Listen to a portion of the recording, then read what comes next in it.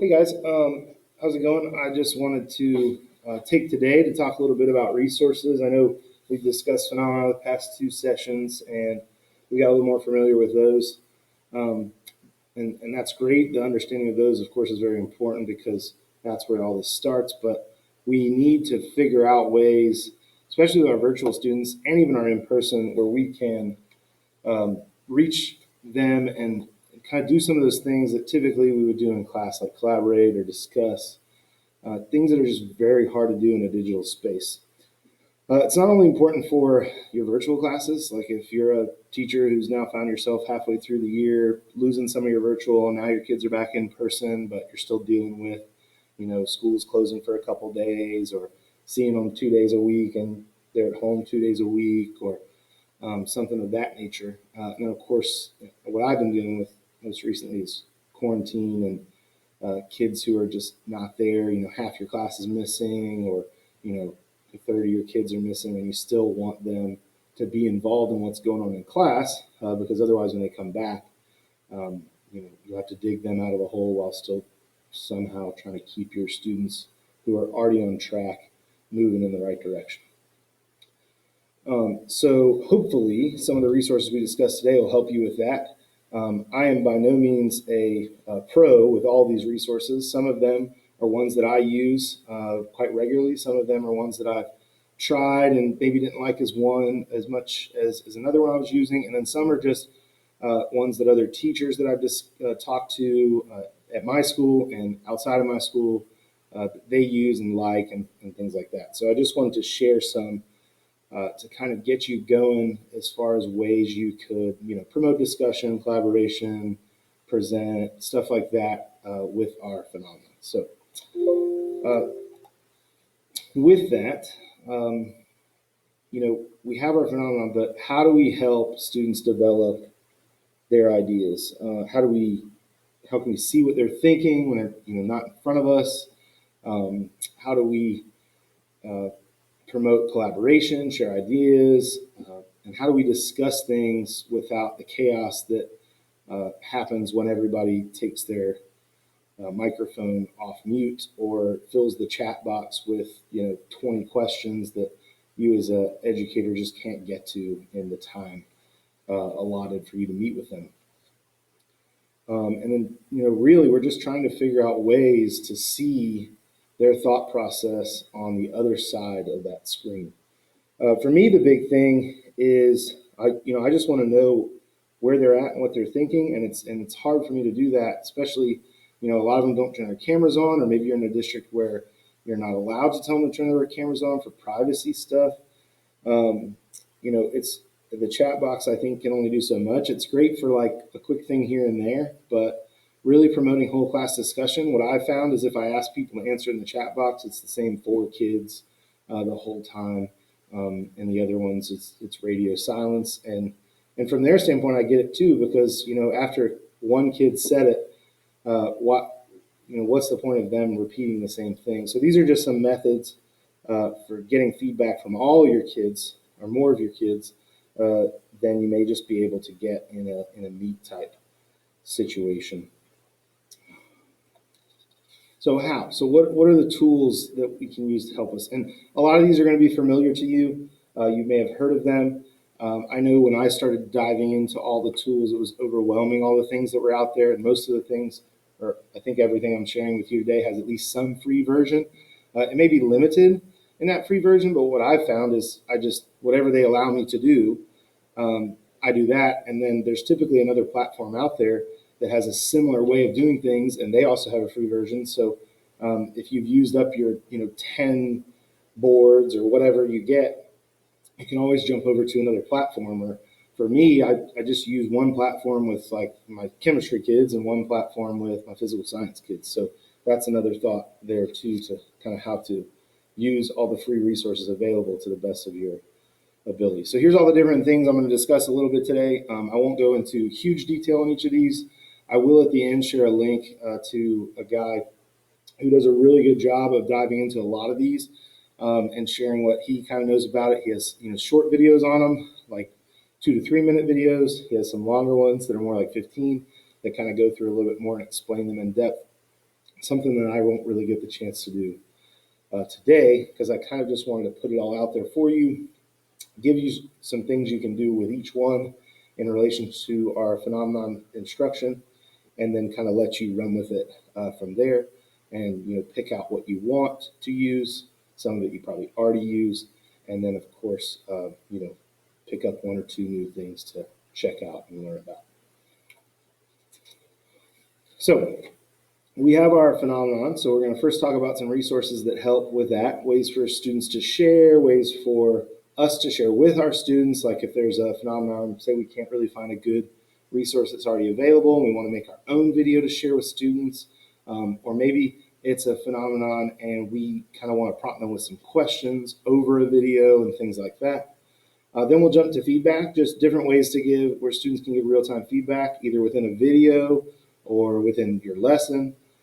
Some of those are ways for you to give feedback, kind of on the fly. Like maybe you didn't think about a question when you were putting together a presentation, but you want a quick way to assess what students know in a minute or two. And then some of them are more structured, where you have to build it into what you're doing kind of beforehand. So we'll go over kind of some things relating to that. And then collaboration, of course, we want our students to feel as much like they're a part of a classroom as we possibly can. And there's definitely some good digital spaces to do that in. So I'm going to talk a little bit about and share a little bit about those.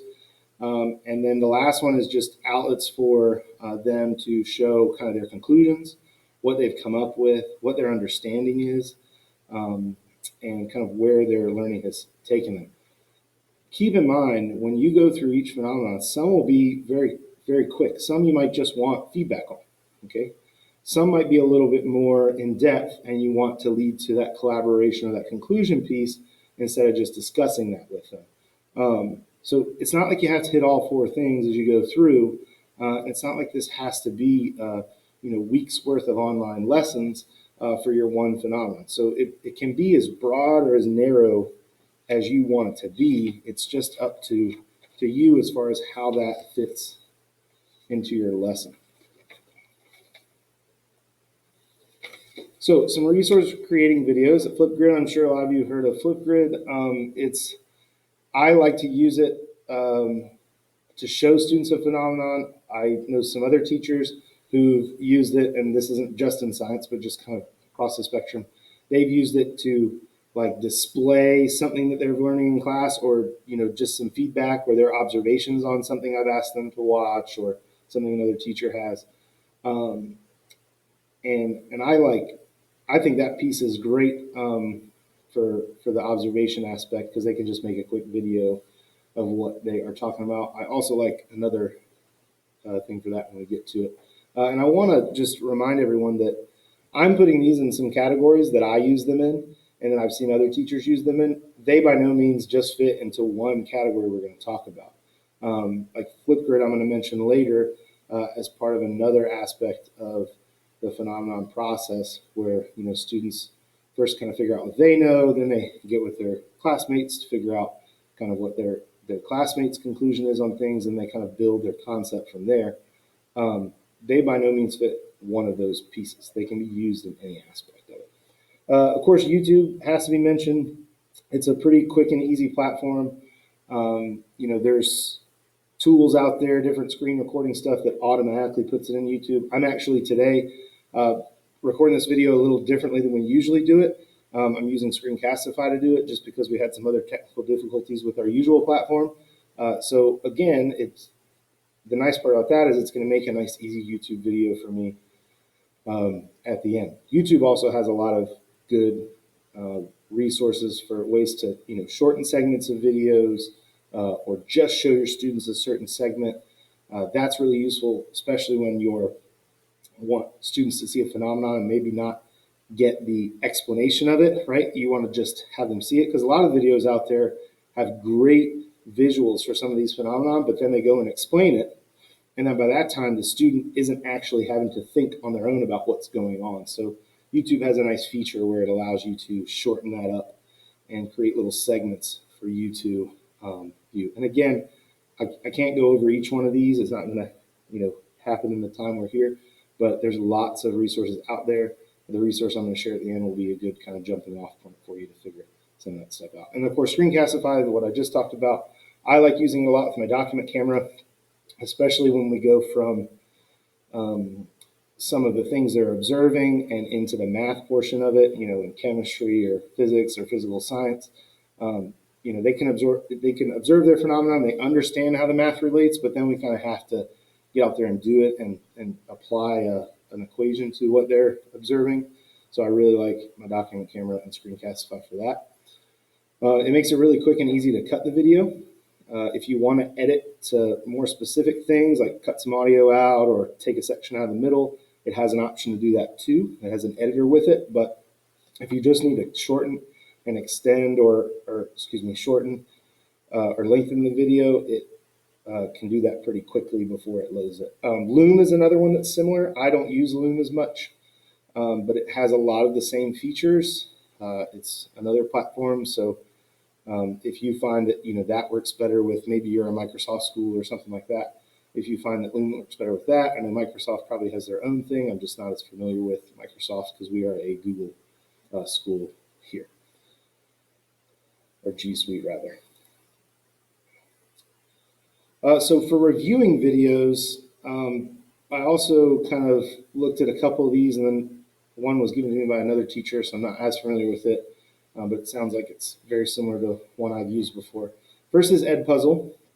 So you could use this with a video of the phenomena or related phenomena. You could trim to the essential content. You could insert breaks, and in those breaks, you could prompt students to jot down thoughts or ask them questions, kind of that kind of thing. It also allows some other app inserts for like polls and stuff like that, which is nice. And it's really nice because you can put it right there in the middle of the video. So as they kind of observe one aspect of the phenomenon, they can start to develop their thoughts because you kind of prompt them or ask them a question, and then they put those thoughts down, and then they can kind of build on those as they watch the rest of the video, and it won't let them go on until they at least put something in the box. So even if they're choosing not to actually put a complete thought in there, it at least slows them down and makes them think about it before moving on to the next piece. Video ants and vlogs, they are basically ways for you just to annotate on videos in real time. So as they watch, they can, so I might ask a student to watch and make, 5 observations, and they can type those in as they observe them, pause, that kind of stuff. Vlogs works with a lot of video platforms, YouTube, Vimeo, your own original content. I'm pretty sure Video Ant just works with YouTube videos only. And if that's not the case, let me know. I'm not as familiar with that one. That was just shared with me by another teacher, and then I kind of did a little bit of research on it. But it sounds to me, from what I've seen, is that it's very similar to the other options there. So what do they actually know? So let's look at the feedback piece. We talked about the phenomenon piece and presenting that, different ways to do that, different ways for students to show what they know about that. So what do they actually know? So some feedback opportunities. There's Nearpod, which I think a lot of people are familiar with. Nearpod is great. It works with lots of different types of presentations.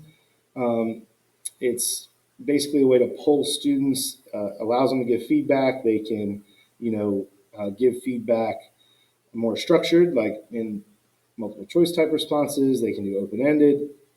I think I like to use polls in Nearpod to kind of give students a taste of what's going on in the phenomenon, to try to make them think a little bit more. So I like to leave things really open-ended, especially at the beginning. And then, of course, we kind of take those results and what some of the things students say, and then that might prompt a discussion after onto maybe another platform, like one of the ones we'll talk about for discussion or collaboration. I also like Pear Deck a lot. Pear Deck is an app insert into Google Slides. I'm not familiar with, if it works with other platforms. I know it works with Google Slides because that's what I use mainly. But it basically allows you to insert, again, questions in, some multiple choice, open-ended responses. There's some basic question types with the free version. There's a version you'll get for a few months when you sign up that is free and gives you all the other features like drawing and things like that. So I was lucky. I had got Pear Deck for the first time right before we were talking about particle motion and things like that in my chemistry and physical science class. So that draw feature was nice because the students could go in and draw particles and that kind of thing, and it just kind of gave another way to ask a kind of an open-ended question where they had to think a little bit more than just writing moving in space or sliding past each other and stuff like that. They actually had to kind of draw that. And of course, you got lots of different answers, and that was kind of a jumping off point to say, what is right, what is wrong, what did you mean by drawing this kind of thing. So it gave us a place to kind of begin and get into the lesson. Poll Everywhere. I said an oldie but a goodie. I feel like Poll Everywhere has been around for a long time. I remember using it when I was in school. Like in high school and in college and in grad school. I like it because Poll Everywhere to me, Pear Deck you have to kind of go ahead and design your lesson. Poll Everywhere you can real quick if you've already at least set up an account, you can really quick make a quick poll question and put it up there. I like to use this if kind of something comes up in class and I wasn't really expecting a discussion to go there. I like to just make a Poll Everywhere question and stick it in the chat, and then at least it gives me some responses that kids are giving. So it kind of gives us a place to start from when we can't go through and see everyone's answer in the chat. And a lot of students, if you use a platform, to me, in my experience, like Pear Deck or Poll Everywhere, they're more apt to answer than just like chatting where people can see who it is in the actual meet. So let's discuss this a little bit more. So discussion, right? So after we get their feedback, we typically want that to lead to discussion or collaboration. So this is part of that collaboration piece. So for discussions, there is a resource called Kialo, and now it has two versions. The Ed version is probably the one you want to use because it's all private, so only your students can see. If you just use the regular version, it's like public, that people can search it and find your things and chime in on your discussions and share their thoughts, which you may not always want because it's limited to your class and obviously privacy issues as well. But it allows you to, first of all, see how much your students are participating in discussions. You can list like a single post where they can kind of give pro cons. You can do multiple thesis posts where kind of it branches out some more broad and you get different responses, like which mode of transportation is the best or something like that. I like to use this when I get to nuclear in physical science because we have kind of in the standards, it asks basically about the pros and cons and kind of for the students to weigh those things. So I think it's a good opportunity to get them to kind of pick a side and have a discussion about it in a format that's productive. Flipgrid's another good way. They can post their videos. Students can view other students' videos to help them kind of draw conclusions, and then I can have them respond to videos either kind of with Flipgrid or outside of Flipgrid, or I can pull their videos out of Flipgrid or link them to something and then kind of have them write a response or share their thoughts.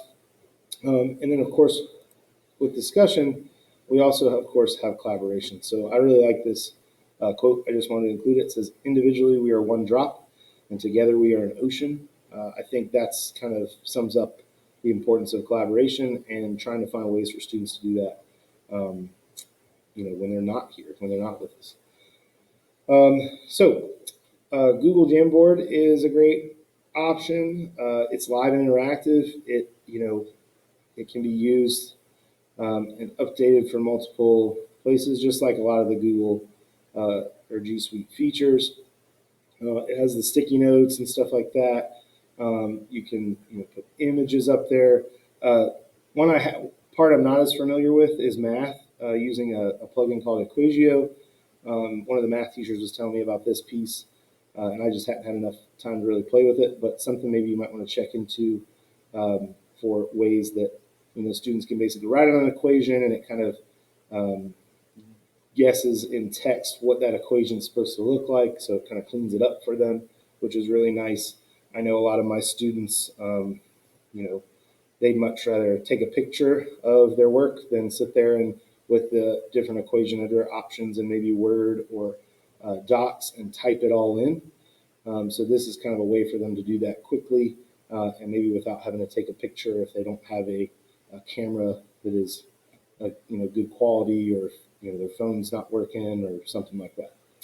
Pinup is, to me, a little kind of a simpler version of the sticky note. It's literally, when you pull it up, it looks like a bulletin board. It is pretty quick to set up, so if you need it in a moment where you have like maybe some more spontaneous instruction or something kind of pops up that you weren't expecting to need to discuss or gather kids' thoughts on. I know that happens a lot, right? We think that all the students on this basic concept are going to go this direction, and they might not. So it's a good way to kind of gauge quickly where students are thinking and what they might have on there. Of course, you can also post video and other media, and that might help guide discussion, or if you want to post a phenomenon up there or something like that. Another resource is Padlet. Padlet is a little more structured to me than the last one I mentioned. So it allows, Pinup. Sorry, lost it for a second. It provides a space for students to feel like they're a little bit more part of a community. They can share, typed answers and other file types.